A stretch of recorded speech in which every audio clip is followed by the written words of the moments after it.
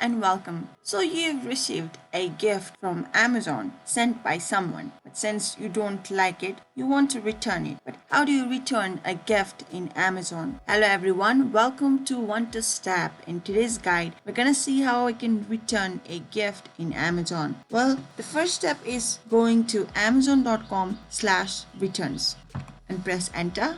Now here we need to supply order number with the dashes. In order to find your order number, you can do so in the packaging slip or the digital gift receipt that was emailed to you. If you cannot locate your packaging slip or digital gift receipt but only have tracking number from the shipping box, you need to contact Amazon. And if you don't have tracking number also, you need to ask the person who sent the gift to you. Now, returning a gift typically involves these steps.